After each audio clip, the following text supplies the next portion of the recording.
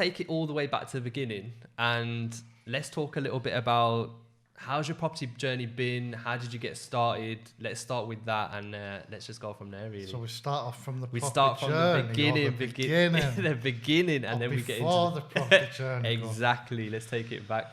Right. So I grew up in like a small village, so it's quite a deprived area and stuff like that as well now.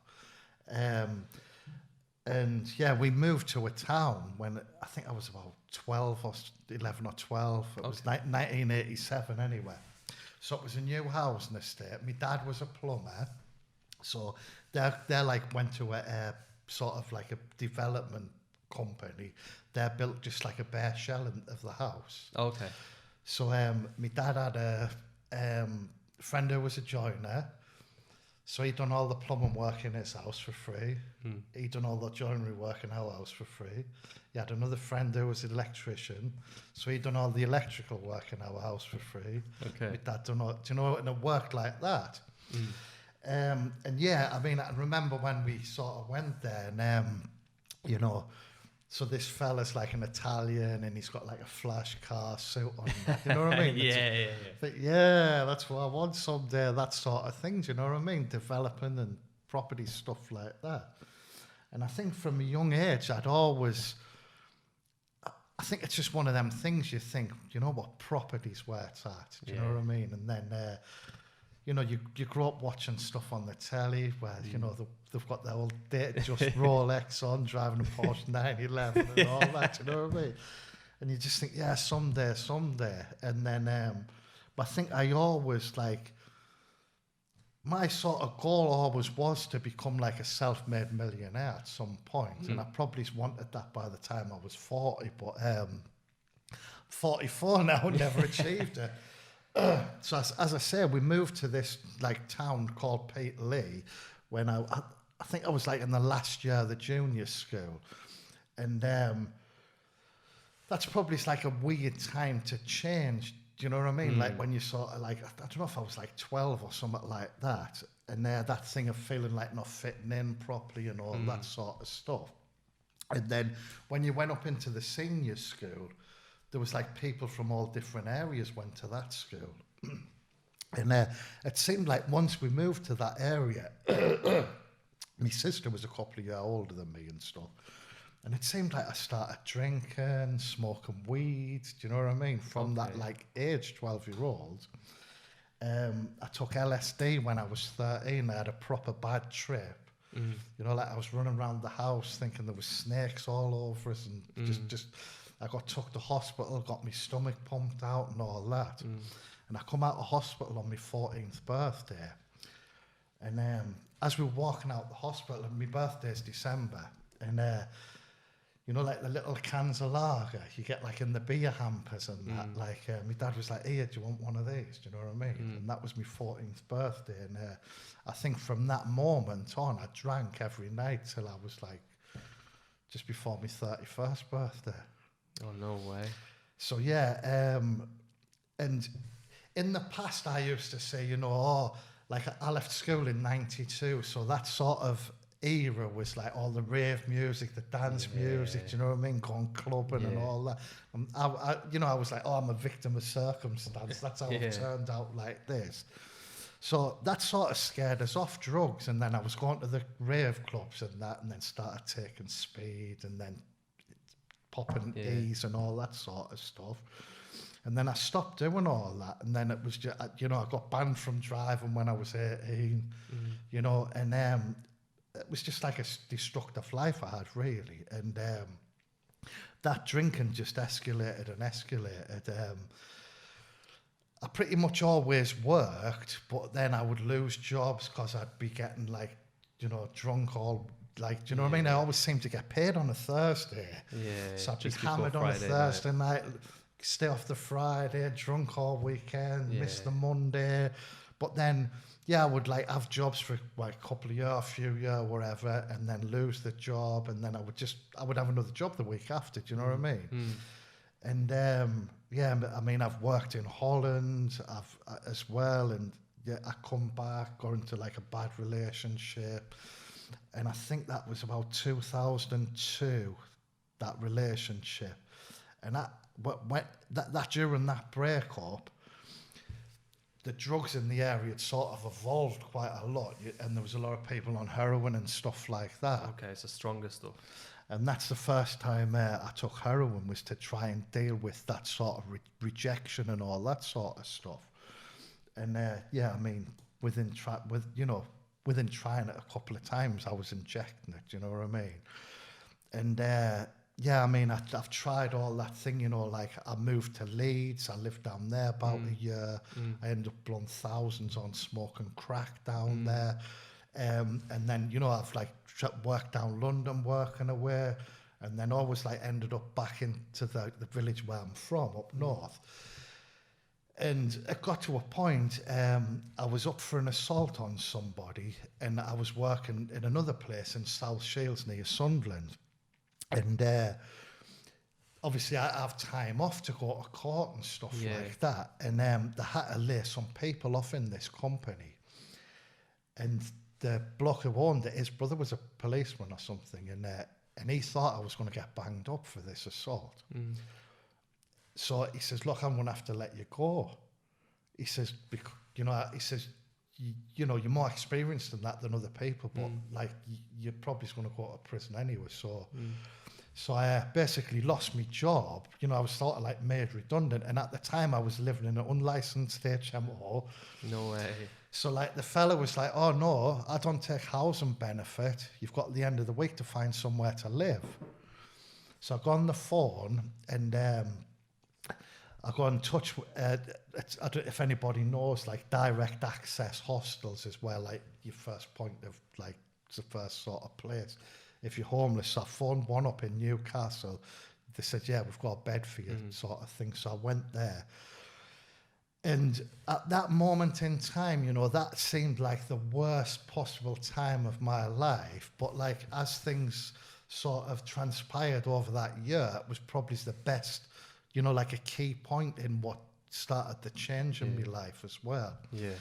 So I ended up in this hostel, and I mean, the horrible place is this hostel, basically, it was like a big room, and it was like, you know, like toilet cubicles, like the sort of melamine board with like shower curtains on the front. There was about 8 of them in this room. Do you know what I mean? Everyone's like on drugs, like, you know, people probably fresh out of prison, homeless, all that sort of stuff.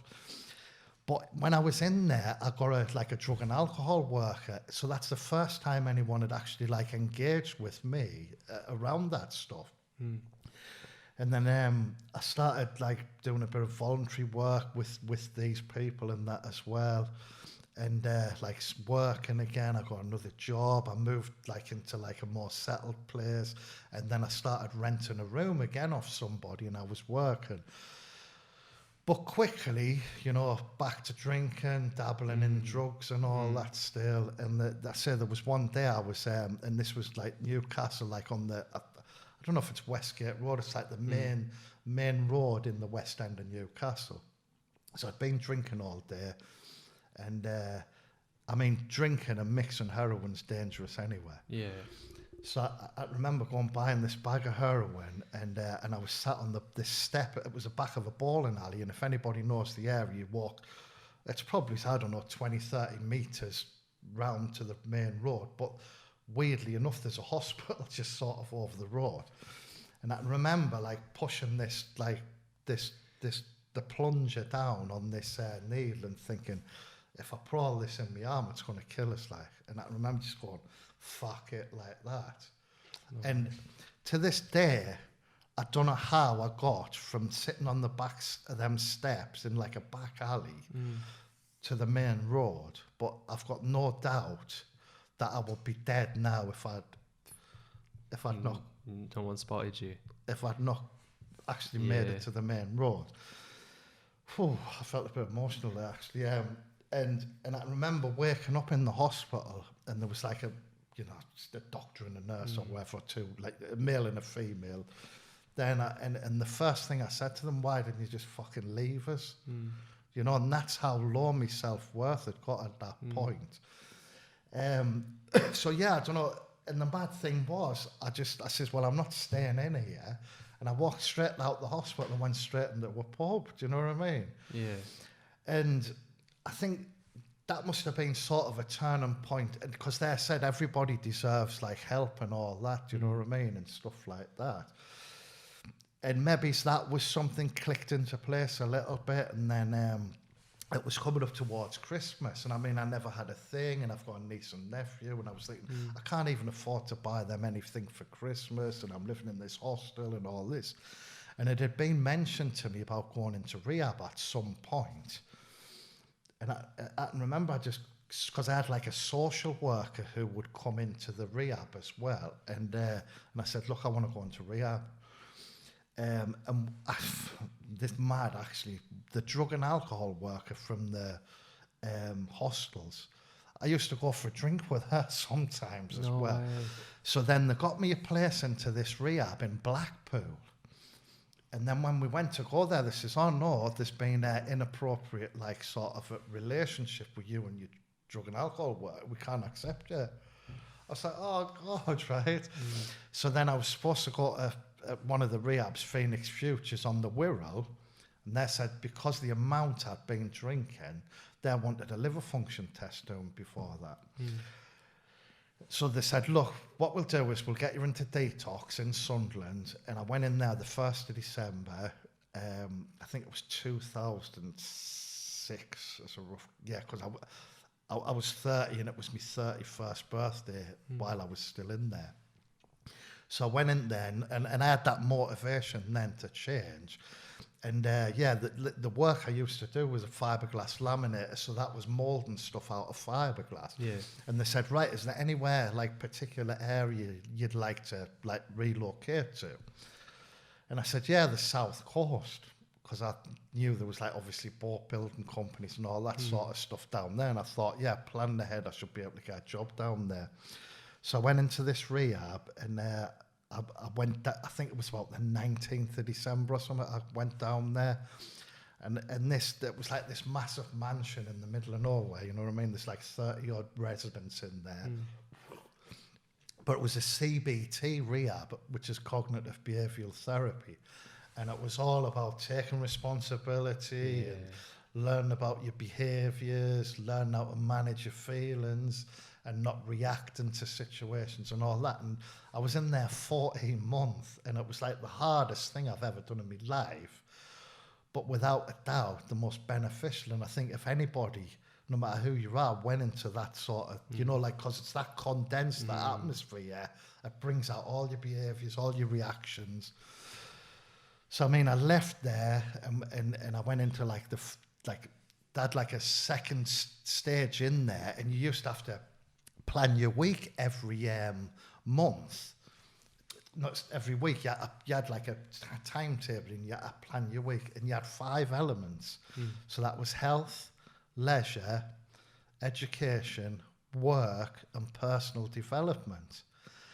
And like, we'll come back to that in a little bit. So so then I actually signed up like onto a thing, you know, to get like a place in this like supported housing when I left as well. And then I had a place in there, and then I ended up getting my own flat. I'd like done a credit check because I was a drinker and I always had like a job. I had loads of debt as well. So it probably took us a few years to pay all that off. So yeah, I mean, I left there, got a job, and then I got made redundant after like a few months when the housing market crashed in 2009. And that was something I learned from as well. So this company I worked for, fiberglass company, all the other ones I worked for made loads of different things. The only thing they'd done was, you know, like dormer roofs and window canopies and stuff like that. So it was all to the housing industry. And when the property market crashed, they went bust. And I was like, what can I do now? So I went to college, done my like level 2 electrical, and I got an award, Electrical Student of the Year. And then I started my level 3, and then I applied I went for a job interview for like someone just checking the lights are still working, the street lights. we're like, this isn't an electrical job. I said, I'm just trying to get my foot in the door. And they give us a job as an electrician.